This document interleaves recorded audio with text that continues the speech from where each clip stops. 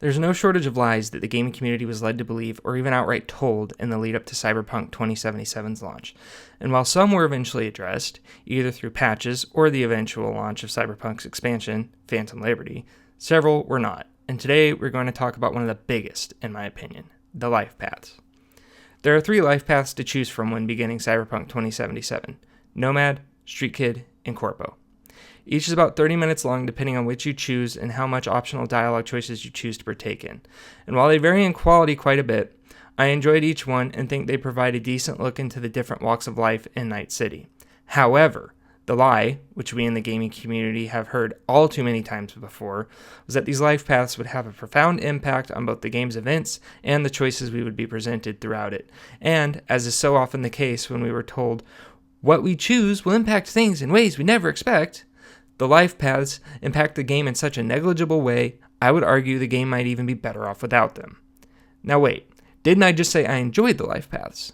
Well, yes, I did, but I can also very easily see how the effort put into these 3 prologues could have been better spent creating one meticulously crafted start to the game that would have easily accomplished everything the life paths we got did, and more, as well as having sidestepped the pitfall of them ultimately meaning nothing to the story or player choices. To prove my point, let's examine each life path on its own and see how much it can possibly impact things throughout the game. Let's start with Street Kid.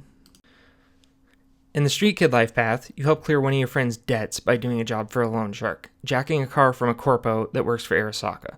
But things go wrong when Jackie Wells shows up intending to jack the same ride. You both get caught by the cops. The corpo tells them to make you disappear, but you ultimately make it out no worse for wear. This life path has the weakest impact on the rest of the game. There are a few dialogue choices that result from it, but none that ultimately impact anything in any meaningful or honestly meaningless ways, though you do get a call from the loan shark later in the game that leads to a decent side quest, if you're dumb enough to take it on and work with him again. This is the weakest, least impactful life path. In the Corpo life path, you start out working for Arasaka and counterintelligence, and while there is some pretty good world building in this life path in particular, the story of it is rather weak.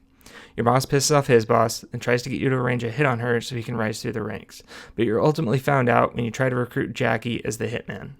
Yet, he protects you and you walk away without a job, but unharmed.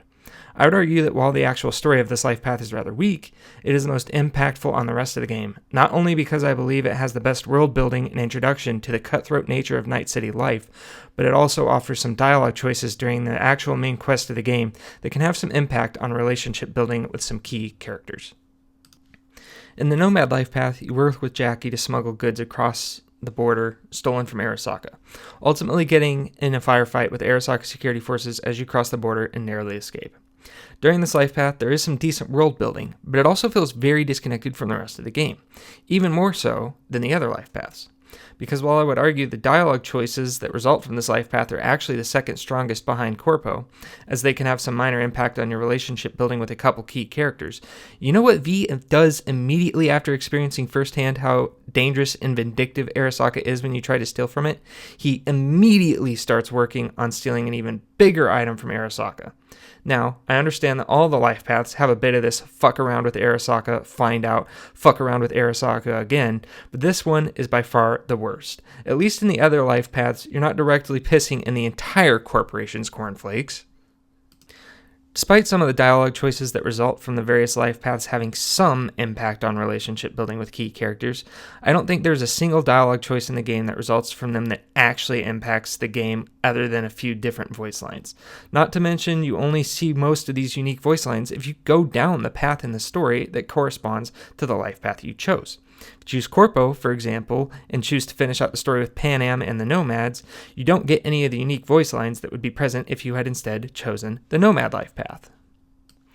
I've been playing Cyberpunk 2077 since its extremely rough launch, and throughout all of the reworking and patching that occurred, the life paths being overhauled or replaced was pretty near the top of my wish list for things I wish to see done.